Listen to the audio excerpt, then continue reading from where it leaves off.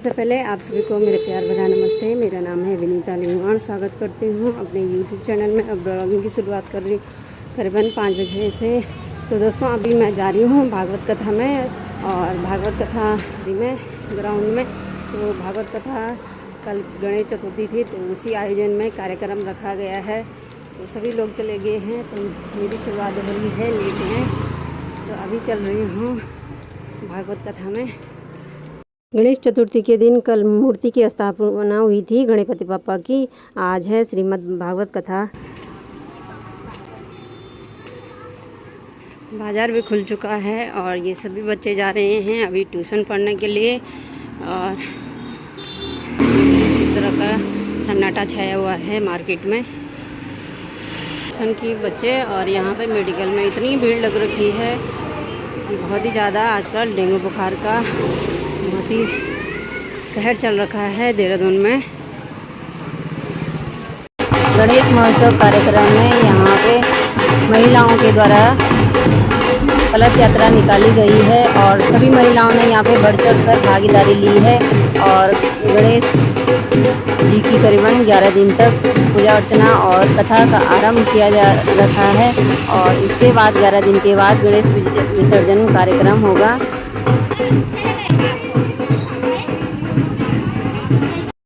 कथा का आरंभ करीबन 3 बजे से आरंभ हो चुकी थी और मैं लेट में जा रही हूँ। और आचार्य जी का नाम है श्री राधा कृष्ण ममगाई। और अभी सभी भक्त लगे हैं कथा सुनने में, मुझे लेट हो चुकी है।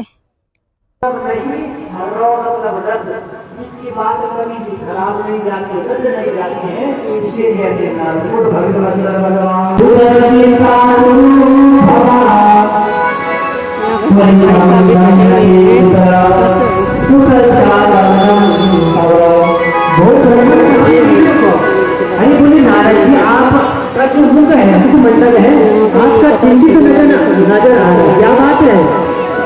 क्या हो गया, आपका क्या चला गया? कब तो यथा जना भाई आपका कुछ धन चला गया।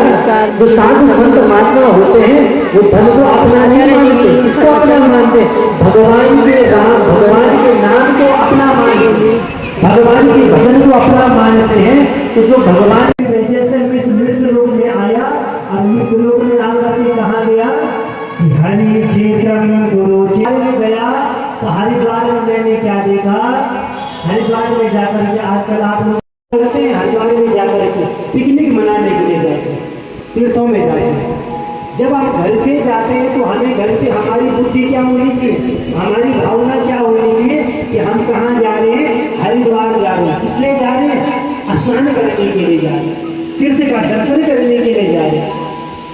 परंतु हम घर से क्या कहते हैं? अरे हरिद्वार नहीं, क्या कहना है? हरिद्वार जा रहे हैं। इसलिए जा रहे हैं, स्नान करने के लिए जा रहे हैं, यात्रा करने के लिए जा रहे हैं। तो बोले महाराज जैसे मैं हरिद्वार में गया तो हरिद्वार में मैंने देखा कि आज हरिद्वार में जो लोग स्नान करते हैं, स्नान के जो भी कपड़े हैं वही डाल देते हैं। इसलिए कभी भी वो बंद, कहीं भी जाना हो, तीर्थों में जाना हो, कहीं भी जाना हो, वस्त्रों को वैसे निचोड़ा भी नहीं जाता। यदि आप तीर्थों में जाकर के वस्त्र को निचोड़ते भी हो, उससे भी हमें दो गंगे मैया या आपको नहीं। जैसे हम शुद्ध पानी, यदि पानी में जैसे कोई कंकड़ होता है, कोई पत्थर हो जाए, कोई किरण हो जाए, उस पानी को हम ग्रहण नहीं करते हैं। उसी प्रकार हमें गंगा को भी क्या करना है? पवित्र रखना। परंतु यहाँ कलयुग में तो उल्टा हो गया। उल्टा कैसे हो गया? जिसको हमने छोड़ना था उसको तो हमने बांध दिया, और जिसको बांधना था उसको हमने छोड़ दिया। पता है कैसे छोड़ दिया? इसलिए गाय की हमें सेवा करनी है। तो बोले महाराज मैं हरिद्वार में गए, तीर्थों में गए, कहीं भी शांति नहीं मिली। तो तुरंत जाकर के मैं कहाँ चला गया? साधु संत महात्माओं के यहाँ चला गया। मैंने सोचा मैं साधु संत महात्माओं के आश्रम में जाता हूँ, वहाँ जाकर के भगवान का भजन करूँगा। परंतु जैसे साधु संत महात्माओं के आश्रम में गया तो वहाँ मैंने क्या देखा कि पाखंड निरतः संता, साधु संत भी पाखंड प्राण होते चले गए। बोले बंगला किसका है? जवाब मिलते हैं त्यागी जी महाराज। परंतु इस कलयुग में क्या हो रहा है? उल्टा हो रहा है। नहीं हो। अच्छा 2-4 माला यदि हम भी गले में डाल दें, बड़ी बड़ी जटाएं का सामान रखा जाता है, फल फ्रूट रखा जाता है, वहां लेकर के चलो, हमें छिपा कर। अब बारात जाने लगी। अब जैसे बारात गांव के नजदीक पहुंची तो सब बारात का सम्मान करने, स्वागत करने के लिए आए। तो लड़की के पिता ने कहा कि देखो बारात में देखो कोई बूढ़ा आदमी तो नहीं आ रखा, यदि बूढ़ा आदमी आ रखा हो तो बारात को तुरंत वापिस कर देना। अब जैसे वहां पर गए तो किसी ने देखा बूढ़ा आदमी तो कोई नहीं, सब लड़के। तो लड़की के पिता के पास खबर पहुंचाई, बोले महाराज सब लड़के हैं, बूढ़ा कोई नहीं है। तो बोले ठीक है। लड़की की पिता ने कहा कि लड़के वालों से कहो, बरातियों से कहो कि हमारी एक शर्त है, मैं अपनी विवाह, अब नहीं कुछ नहीं हो सकता। उन्होंने बढ़िया कर लगा, गांव के बगल में नदी बह रही, नदी की जगह, पानी की जगह शुद्ध दूध बहाना, पानी वाला दूध है वो भी शुद्ध दूध बहाना। अब शुद्ध दूध कहाँ से आएगा, नदी का पानी कहाँ से खाली कराया जाएगा। अब जैसे बारात वापिस होने लगी तो तब तक कहने लगे, एक दो लड़के तो उन्होंने कहा नाना जी के प्राण क्यों ले रहे थे, बोले नाना जी को टोकरी से बाहर निकालो जब बारात वापिस जाए। एक नदी बह रही है, उस नदी की जगह शुद्ध दूध बहा दो, मैं अपने कन्या का विवाह करने के लिए तैयार हूँ। अब नाना जी हंसने लगे। नाना जी ने कहा अच्छा ऐसे छोटी छोटी बातों पर बारात को वापिस जाती है, तुम भी ऐसा करो, किसी मुखिया को भेज करके अपना संदेशा भिजवा दो। बोले क्या संदेशा भिजवा दो, बोले लड़की के पिता से कहो कि हम भी बारात लाने के लिए तैयार हैं, हम भी विवाह करने के लिए तैयार हैं, परंतु हमारी शर्त यह है कि नदी का पानी तुम खाली करा दो और दूध शुद्ध दूध हम बहा देंगे। बोले भगवान, हमारी शर्त यही है कि नदी का पानी तुम खाली करा दो और शुद्ध दूध हम बहा देंगे। लड़के के पिता ने कहा बोला जरा गौर से देख करके आए हो, गौर से देख करके आओ, कोई न कोई बुजुर्ग आदमी, कोई न कोई बूढ़ा आदमी अवश्य आ रखा होगा। तो जैसे वहाँ पर देखा तो नाना जी आए। इस कथा का सार ये है कि घर में माता है, पिता है, सासू जी है, ससुर जी, वो स्त्री रो रही है, उस स्त्री की जंघाओं पर जो 2 बूढ़े अचेत अवस्था में सो रहे थे, 2 बच्चे जो बूढ़े होकर के सो रहे थे, कुछ स्त्री इसको पंखा कर रही है, कुछ स्त्री क्या कर रही है, कुछ स्त्री इसको पानी पिला रही है। तो नारद जी ने मन में सोचा जाकर के स्त्री को पूछ लेता हूँ, परंतु फिर मन में सोचने लगे कि हो सकता है यहाँ पर स्त्री लोग बैठे थे। अच्छा देखो माताएं लोग होते, माताओं का जो हृदय होता बड़ा कोमल होता, कभी कभी कुछ बात आ जाती है, दुखी वाली बात आ जाती है तो आंसू बहाना शुरू कर देते हैं, और जैसे कुछ सुंदर बात आ गई, प्रसन्नता की बात आ गई तो तुरंत हंसने लग जाते हैं। तो नारद जी ने कहा कि यदि मैं चले गया तो कई स्त्रियों ने कह दिया बोले बाबा हमारे बीच क्यों आ रहे। नारद जी को समझ गए, नारद जी समझ गए इस स्त्री को किसी भी प्रकार का दुख, ये स्त्री मेरे से कुछ सहायता चाहती है, मुझे पुकार रही है। तो नारद जी वहां पर रुके। तो नारद जी ने पूछ दिया काशित कौन, बोले देवी आप कौन हो।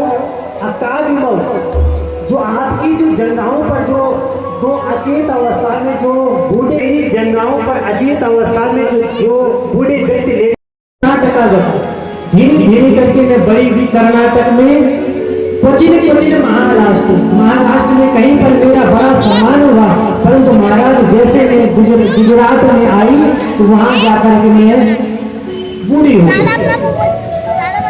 अब जैसे मैं वहां बूढ़ी हो गई तो मैंने कहा क्या करा जाए।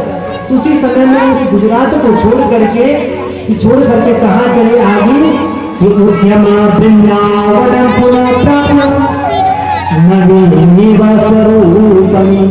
मैंने अपने मन में सोचा मैं वृंदावन धाम जाती हूँ, वृंदावन धाम में जाकर के अवश्य जो मेरा बूढ़ापन है वो दूर हो जाएगा। परंतु बोले महाराज जैसे मैं वृंदावन में आई तो मैं तो नवयौवन हो गई, नवयुवती बन गई, परंतु जो मेरे पुत्र हैं ज्ञान और वैराग्य इनको बुढ़ापा, ये मेरे पुत्र हैं। अब नारद जी को चिंता हो रही, नारद जी ने कहा देवी आप चिंता मत करो, इसलिए आप चिंता मत करो। तो नारद जी ने आज वेदों का पाठ किया, गीता का पाठ किया, अनेक पाठ करने लगे, परंतु दोनों ज्ञान और वैराग्य खड़े होते हैं और फिर जाकर के मूर्छित होकर के नीचे पड़ जाते। अब नारद जी को बड़ी चिंता हो, नारद जी ने कहा मन में सोचा क्या किया गया, क्या करना चाहिए। उसी समय आकाशवाणी ने क्या कहा कि सतकर्म सूचको नूनम ज्ञान यज्ञ स्मृति भुवे श्रीमद् भागवत जी ने मन में सोचा सत्कर्म करो। अरे मैं गीता का पाठ कर रहा था, वेदों का पाठ कर रहा था, ये भी तो सत्कर्म है। अच्छा आप लोग कथा श्रवण करने के लिए आए हो, ये भी तो सत्कर्म है। तो सत्कर्म संत महात्मा बताएंगे। ये बताइए कि आकाशवाणी ने कह दिया। अब आकाशवाणी ने भी क्या कर दिया, बात को गोलमाल कर दिया।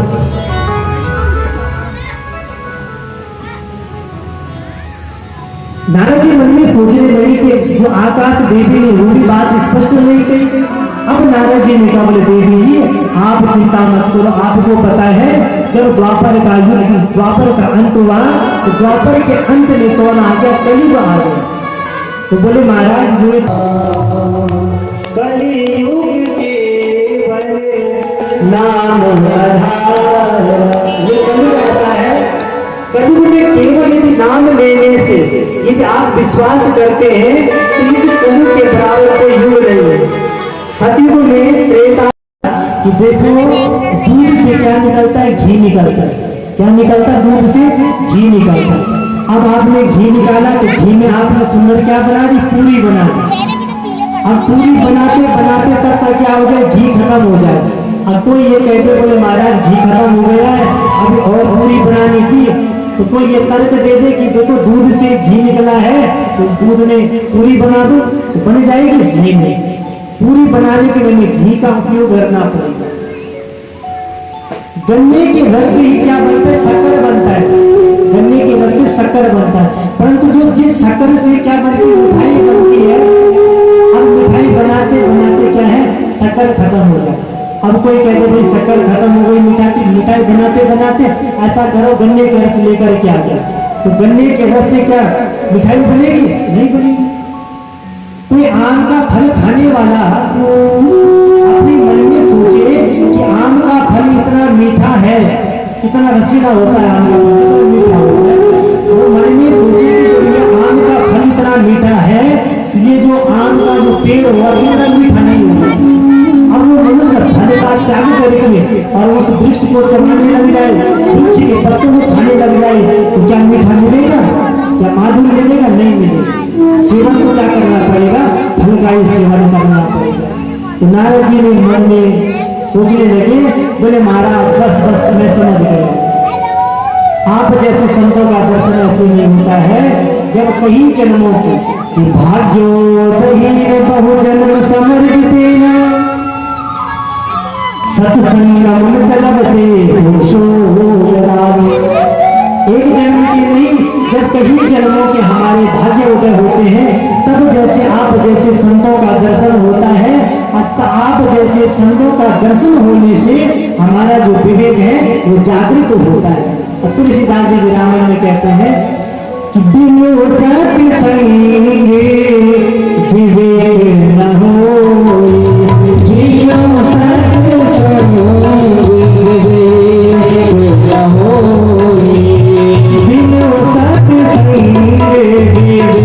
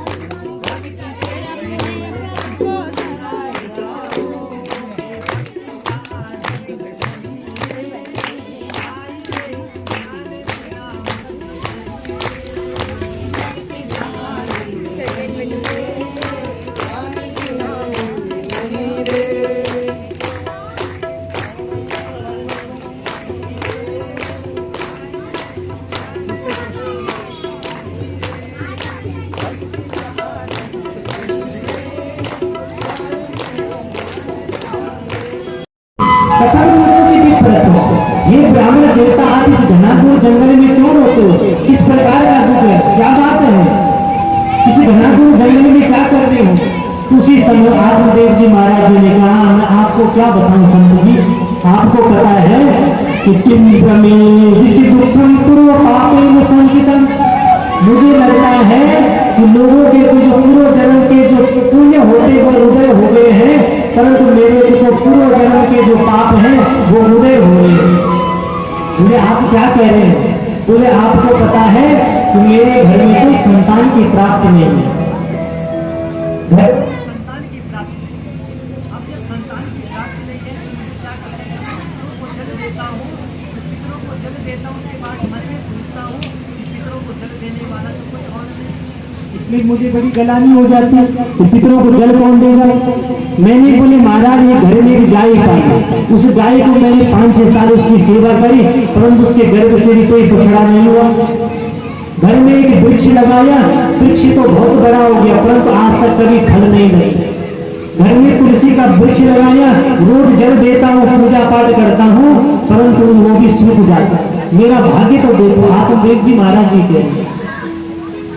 उसी प्रकार जैसे कहा तो संत जी ने मन में सोचने लगे। संत जी ने कहा, बोले आत्मदेव जी ब्राह्मण देवता, हम तो सोच रहे थे कि भगवान के लिए आप रो रहे होंगे, परंतु आप तो बच्चे के लिए रो रहे, संतान के लिए रो रहे। आपको पता है ज्ञानम प्रजारूपम भविष्य कर्मवती। ये ब्राह्मण देवता, आपको पता है कि आपको पता है कि बेटे होने से आपको सुख की प्राप्ति हो जाएगी, बेटी होने से कि आपको सुख की प्राप्ति हो जाएगी, संतान होने से आपको सुख मिल जाएगा। बोले हाँ महाराज सुख मिल जाएगा, बोले तो केवल बेटा। इस प्रकार कहेंगे तो ब्राह्मण देवता ने कहा, देखो संत महात्मा जी और बात कुछ नहीं सुनी, मुझे तो केवल संतान की प्राप्ति होगी।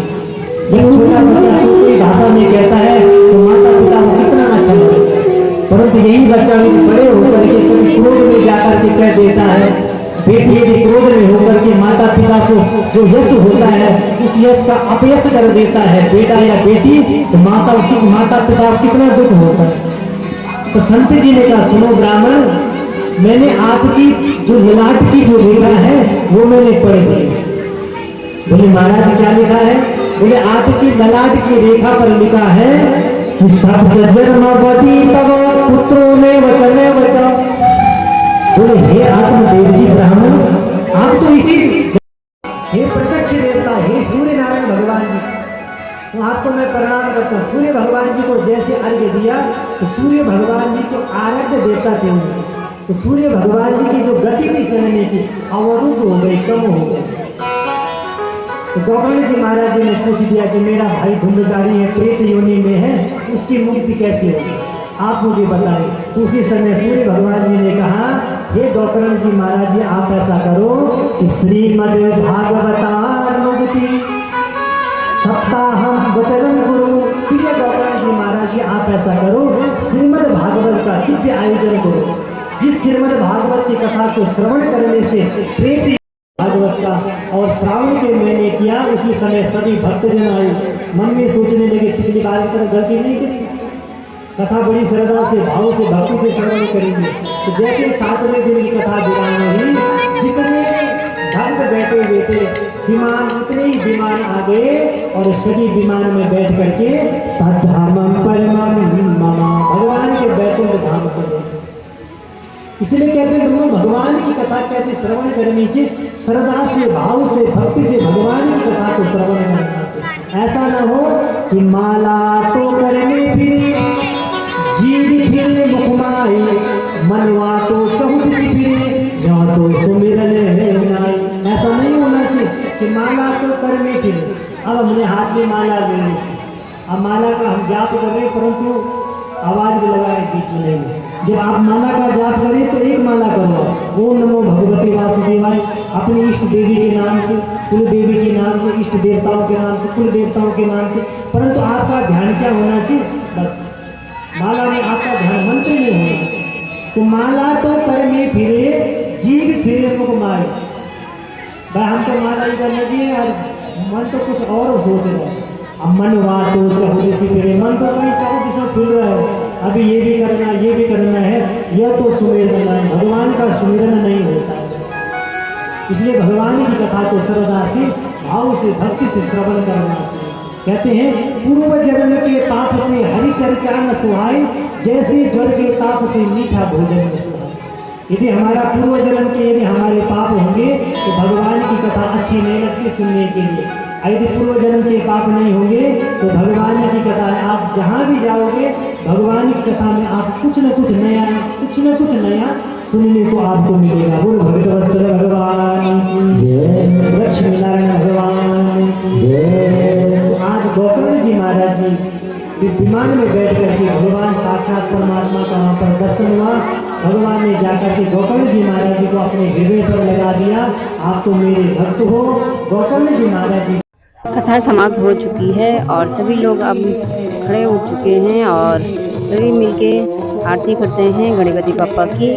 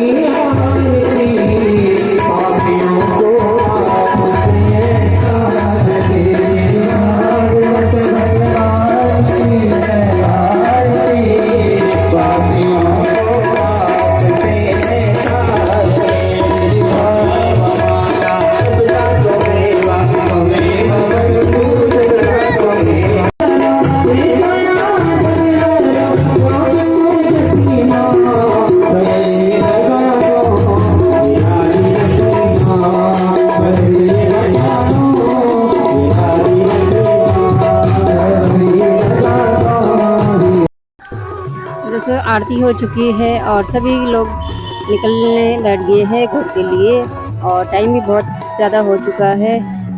और इस जगह पे जो स्मृति वाले हैं वो सभी प्रसाद वितरित कर रहे हैं सभी लोगों को।